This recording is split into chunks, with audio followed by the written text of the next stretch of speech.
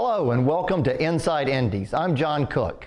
Today we're going to be discussing completion bonds for independent films. And our guest today is Fred Milstein, President and CEO of Media Guarantors.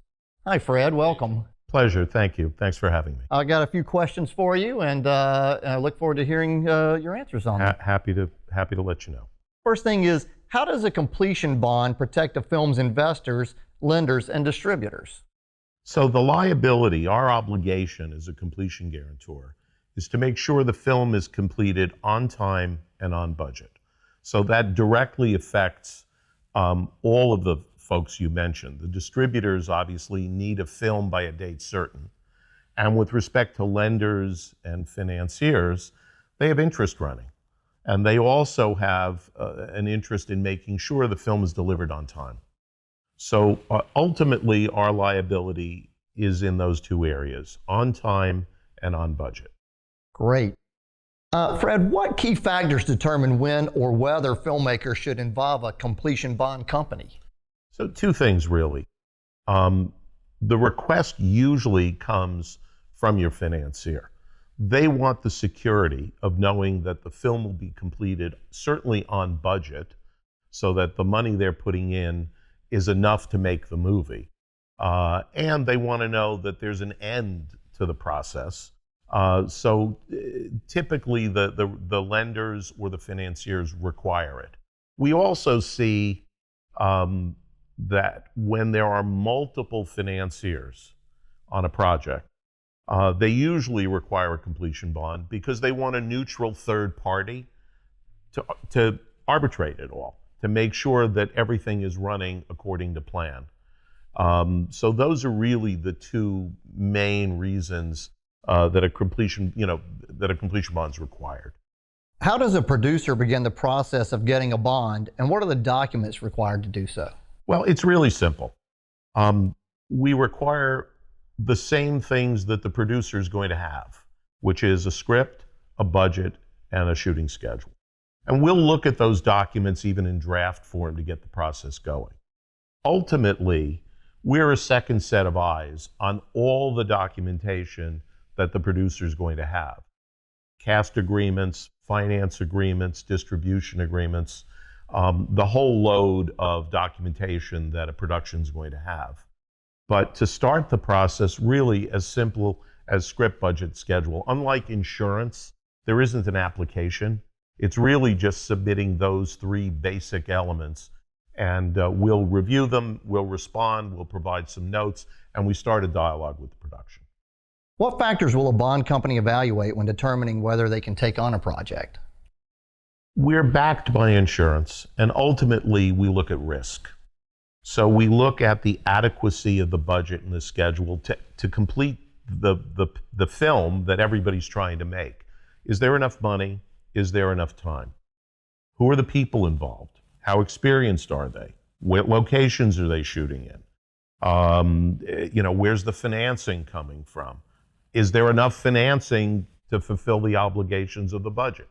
So we really look deeply at all those risk areas and use that to make our basic assessment. What role does a bond company play during production, touching on takeovers, what they are and their likelihood? I've been doing this since 1997, and I've never taken over a picture. This notion there's this big monster, the bond company that's going to take over your film, is really more of a myth than anything else. During production, we monitor the film on a daily basis. We look at call sheets, we look at production reports, we make sure that the picture is tracking and doing what they say they're going to do. Are they running behind?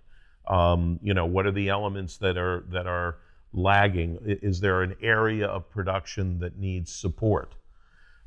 We also look at weekly cost reports to make sure that the project is, again, within budget. That's what I was going to ask about. Are you looking at daily hot costs? Are you looking at weekly cost reports? Exactly. Tracking over and under. And what do you do in the case when something does seem to be tracking over and heading in the wrong direction? So we try to be a week or two ahead in terms of projecting where the project is going. And if we see things going a bit off track, we do get involved. But we do so with the producer. We do so in conjunction with the producer. We, as a company, we're not heavy-handed. We like to be transparent. We like to be partners in the production. And we think productions appreciate our support in that regard. So if we go in and see the DP is just shooting too slowly. He's great, but it's just too slow. Too much time lighting, too much time changing shots. We have the right to suggest that personnel being swapped out. We might recommend that they replace the DP. So we do look at various areas of the production and make sure they're working within and projecting and forecasting into where the budget should be. We also pre-approve a lot of key personnel, especially ones that can spend money. So we pre-approve the accountant. We pre-approve the production manager and the line producer. We pre-approve the production designer. Again, areas that can control spend, that do spend, we will pre-approve. But we again, as a company, we've not been very heavy-handed in going in and taking over. Ultimately, the producers and we want the same thing. We want the picture completed properly, on time and on budget, and the best quality you can get. The one thing a bond company cannot do is tear pages out of the script. One of our obligations is to deliver the picture on time, on budget, and based on the screenplay that everybody's approved. So even if things are running over, we cannot, at our behest, take scenes out. Our obligation is to deliver on time, on budget, but based on the screenplay that everybody's approved. What happens when they rewrite or add scenes? Do they need to get that approved by the bond company? They do. Sometimes we're faced with a fairly locked script, but rewrites, to the extent it's dialogue and they're not changing characters and they're not changing the nature of the screenplay, in other words, making a comedy out of a drama or vice versa, generally that's fine.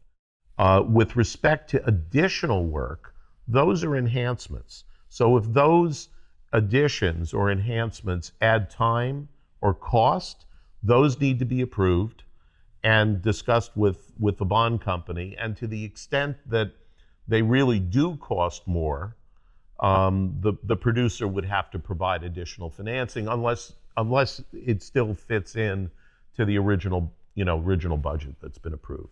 Do films ever come back, and do you need to adjust the amount of the bond at times based on overages or changes to the film? Not overages. So overages are a liability.